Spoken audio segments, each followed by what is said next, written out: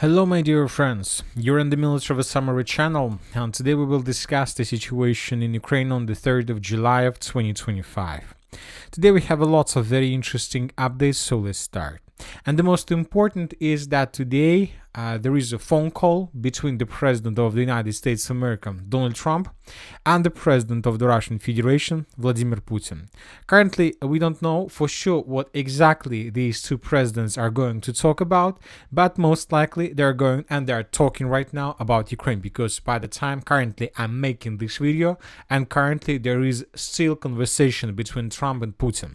So most likely by the time you're gonna watch this video, the call will be finished and we're gonna receive first results. But obviously the President of the United States of America and the President of the Russian Federation are talking about Ukraine. So this is the statement that we had today. We'll be speaking to President Putin of Russia at 10 a.m. When talking about Russia, it's 5 p.m. of Russian time. So this conversation has already started. And most likely on Friday, so tomorrow, Trump will have a call with Zelensky. So they may discuss the future relations between the United States of America and Ukraine. And the most important, they're going to talk about U.S. military aid to Ukraine, or at least they're going to talk about possible contracts for arms of the United States of America. So we believe that the United States of America and Russia and Putin are talking right now about ceasefire.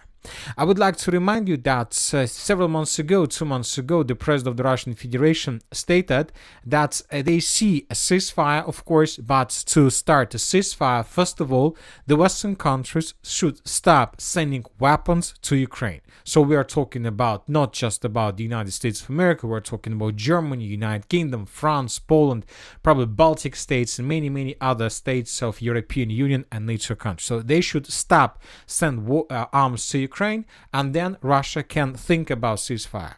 Furthermore, Putin stated that if there is a ceasefire, this means that Zelensky must not extend the martial law and must stop the mobilization process. So those were the demands of Putin that he stated and provided us several months ago. And 2 months or 3 months ago, Western countries and Ukraine itself, of course, rejected all these demands. They are saying that there should be unconditional ceasefire. But now we have very interesting update, and the most interesting thing is that the United States of America, for example, have already stopped sending weapons to Ukraine. The US has stopped all arms deliveries to Ukraine, Ukrainian officials told The Economist. Ukrainian officials says that they have effectively stopped all deliveries of US weapons, including shells and spare parts, a claim denied by the US government. Officials have clarified that the renewal is global in nature and that any suspension could be reversed in the future. So this is very important, but this is not enough. Putin stated that every single Western country should stop sending weapons to Ukraine. And now we're coming to the most important thing, probably. Yesterday, if you remember, there was a call between the President of the Russian Federation and President of France. Key points from Putin-Macron phone call. Putin held his first phone conversation with Macron in almost 3 years. He stated that Ukraine conflict is a direct result of Western policy. Putin emphasized that West spent years turning Ukraine into anti-Russian outpost and is now prolonging the war by arming Kiev. So most likely Putin and Macron was talking about the same thing. And most likely, and we believe that at least 2 Western countries are going to stop sending weapons to Ukraine. We're talking about, of course, the United States of America. They have already announced this, and we believe that France will also stop sending weapons to Ukraine. We're not talking about Germany, United Kingdom. Most likely they will continue sending weapons to Ukraine, but we understand that both United Kingdom and Germany are limited in their possibilities. So we believe that this is going to be something like a compromise. So the compromise is that not every single Western countries will stop sending weapons to Ukraine, but just the United States of America and France. Most likely the United Kingdom and Germany will continue if they want to continue, of course. So this is, and we see that Western countries have finished everything they must finish before the beginning of the ceasefire.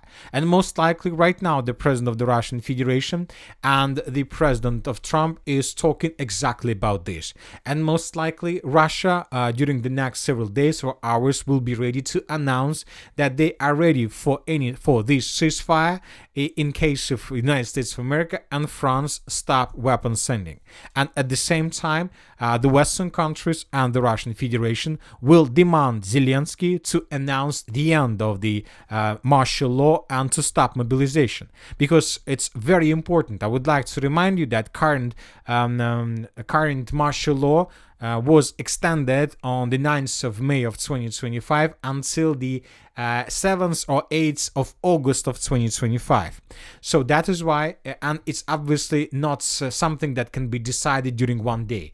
So when talking about the legislation of Ukraine, first of all, they need to adopt the law about martial law, about the extension of martial law, and the Ukraine parliament has a deadline somewhere between the 10th of July and 16th of July. So basically in 10 days. So that is why Ukrainians must make this decision right now, because most likely Russia will accept this ceasefire with the complete absence of any arms supply from France and the United States of America, and in exchange Zelensky must stop the martial law and to stop mobilization and to begin the president election process. And this is very, very important, because currently I'm not sure that Zelensky is ready to stop martial law and to stop mobilization, because he understands that most likely he will lose the possible president elections, because one of the most important demands from the Russian side was also to allow the Russians and pro-Russians to take part to these president elections and to have possibilities to be elected as a president of Ukraine. So we are talking about pro-Russian candidate, and obviously Zelensky will never accept this. So on the other side, on the other hand, the things that we can see right now is the way how the United States of America can excuse why they stopped sending arms to Ukraine. Because they stopped, and now they want to create the configuration, or they want to create the system or the everything that can allow the Ukrainians and Zelensky to stop martial law and to stop mobilization. And if Zelensky rejected, then the United States of America and Russia both would be able to blame Ukraine that this is the side who tries to prolong the war and not to stop it. So anyway, let's wait and see. Once again, the talks are currently taking place, and most likely by the time you're gonna watch this video or several hours later, we're gonna receive first results and first statements both by the President of the United States of America and the President of the Russian Federation. Obviously, this is going to be very interesting. Now let's go to the line of combat contact. We have lots of very interesting statements, lots of very interesting changes on the ground. And first, let's talk about the Kharkiv direction, where the Russians, after a very long operational pause, resumed their attempts to establish complete control over the northeastern part of the Kharkiv Oblast. First of all, once again, about the Volchansk, the city of Volchansk. During the previous few days, we were talking a lot about Russian offensive operation in this area, in the western part of the city of Volchansk and to the west of the city itself. We had lots of articles and lots of changes on the ground published by pro-Russian resources that by the end of the 3rd of July, the Russians managed to secure this part of this huge forest and some streets and constructions in the western part of the city, but as for now, without proofs. The only thing we have is that the Russians crossed the river of Volcha in this area, and the Russians secured several tree lines in this area, and probably they are ready to continue offensive operations further in the direction of the city of Volchansk itself. But as for now, we don't change the map. We remember that since the beginning of this year, the Russians have improved their position significantly along the river Oskol by taking under complete control every single square kilometer from the city of Kupiansk further in the northern direction until the border between Russia and Ukraine. So the Russians managed to create a very powerful foothold in this area, and most likely this foothold is enough to continue offensive operation further deep inside of the territory of the Kharkiv Oblast.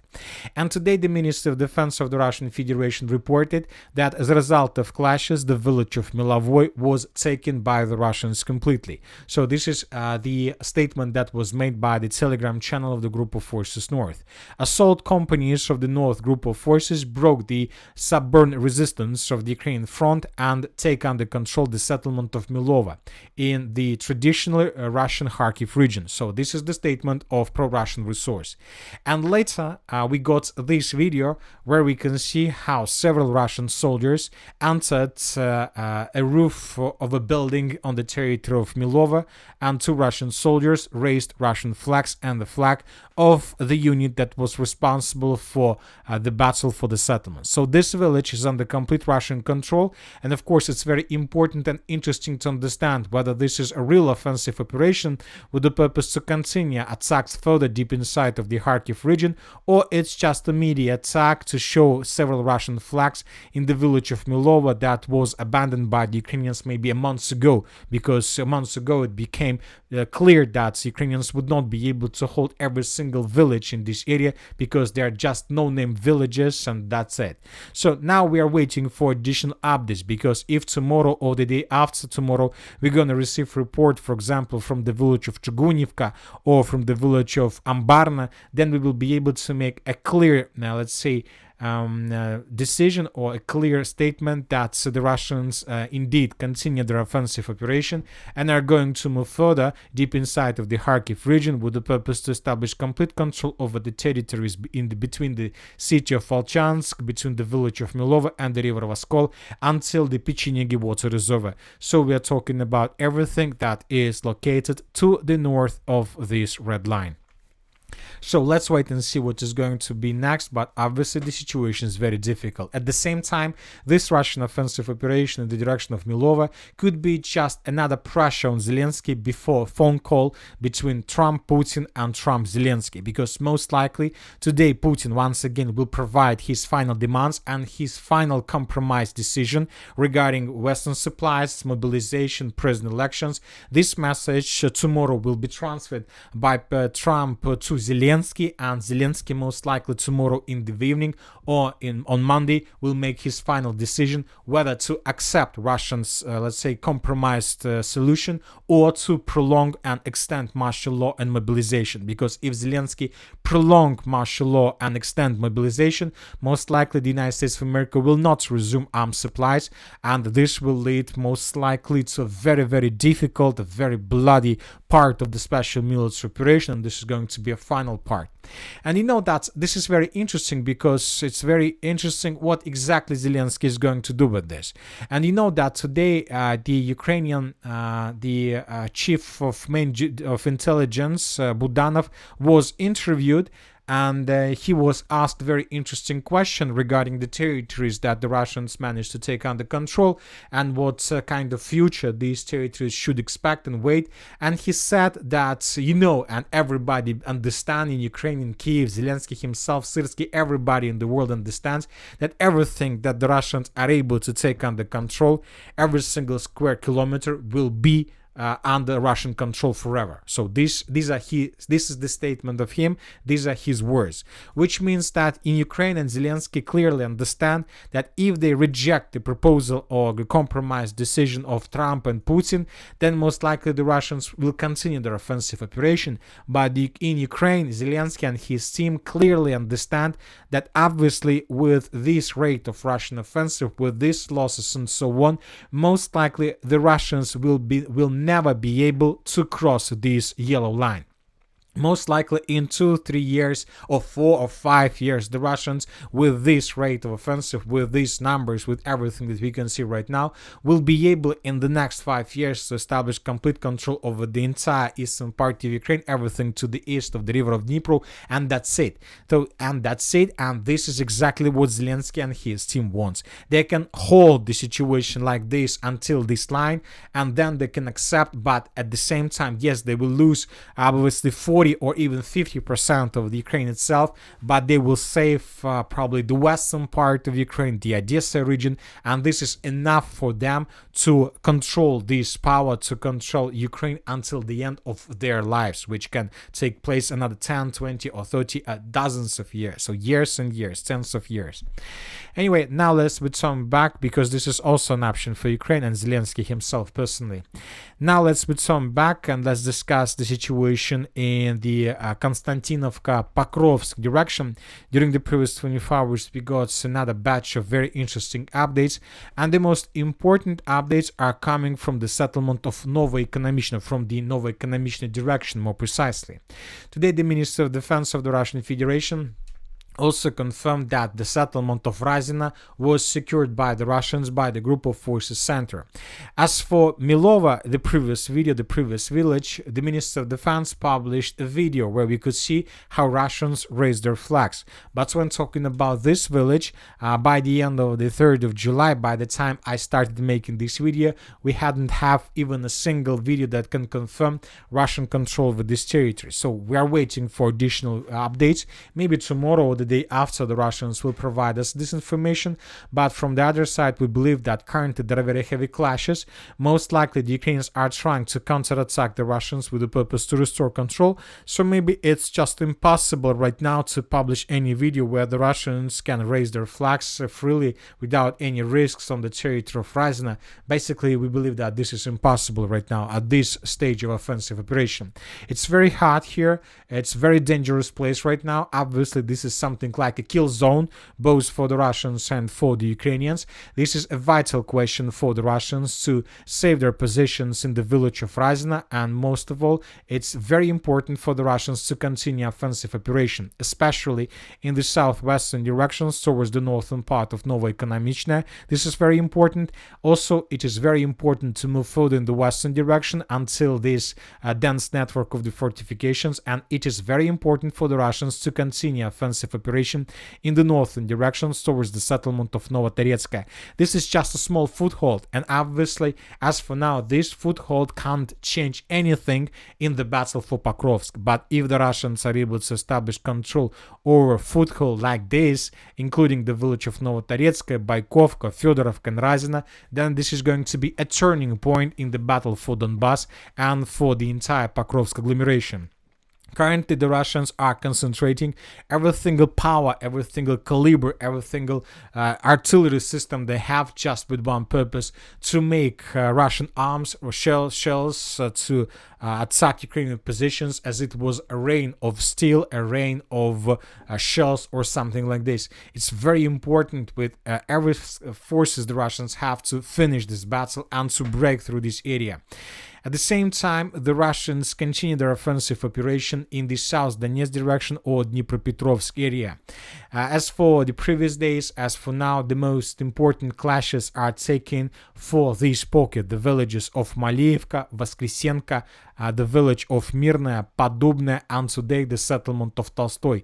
So this is another kill zone in the special military operation area.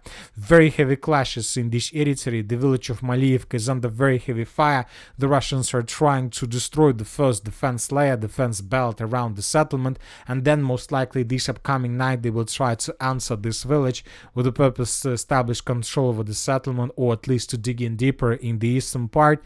The Russians continue their offensive around the village of Mirnaya. So, for example, today pro-Ukrainian resources made their adjustments on their map, as you can see, and according to pro-Ukrainian resource, there is a gray zone in the area of Tolstoy in the eastern part and in the central part, and there is a gray zone in the area of the village of Podubne. So when summarizing everything, the Russians control something like this in the area of the village of Tolstoy, or at least Russian sabotage and reconnaissance group were spotted there, and the Russians answer and have possibility to answer this part of the village of Podubne. So at the same time, we see that the Russians are not doing any attempt to attack the village of Mirnaya. We're talking about this settlement. We have just lots of videos, lots of episodes how Russians attack this village with FPV drones and with artillery. So the Russians are trying to pin down the Ukrainians and not to allow them to quit the settlement or to send additional forces in the northern direction with the purpose to stabilize the situation in the villages of Pidubne and Tostoy. So the situation remains tense in this area and the Russians are not going to stop, obviously. Now let's talk about the Zaporizhia direction. This is another area where the Russians continue their offensive operation, and as you can see during the previous 24 hours we have lots of changes. So for example, this is the situation by the end of the 2nd of July of 2025. We had reports that the Russians were trying to secure this area with FPV drones, so lots of videos were published how the Russians were destroying Ukraine vehicles and so on. And today we have huge changes. First of all, several changes were confirmed, especially the central part. The entire central part, as we can see, was completely secured by the Russians. We have geolocations where we can see Russian troopers, stormtroopers, moving from one building to another with the purpose to clear the area. And this video we can see how Russian soldiers were entering the village of Plavny from the southeast. Here we can see Russian drone that supported Russian troopers. He controlled this Russian storm group of 4 soldiers, and he was coordinating their movements to make their entrance in the village of Plavny secured. And today pro-Ukrainian sources made their own changes on the ground, and according to them the Russians answered the village of Plavny also from the south. So which means that the Russians haven't finished the battle for Kamensk itself, because we believe that the Ukrainians still control the northeastern part of the settlement, and most likely they will try to show fierce resistance. But we see that the Russians decided to avoid clashes for this area, and they began offensive operation along the village of Plavny with the purpose most likely to outflank Ukrainian positions and to cut the only road M18 that Ukrainians can use to supply and support their contingent in the territory of this stronghold. So the battle, as we can see, continues, and there are still very heavy clashes. So let's wait and see what is going to be next. Obviously, the situation is very difficult, and it's very interesting what exactly the President of Russia, Putin, and the President of the United States of America are talking about right now. It's very important about details, but once again, we expect and we are waiting that sides are going to continue talks about full unconditional or with some conditional ceasefire. And that's it for today. Military Summary channel reminds to condemn any violence in the world. Thank you for watching. Subscribe to my channel, put your likes, join my Patreon, and have a good day. Bye bye.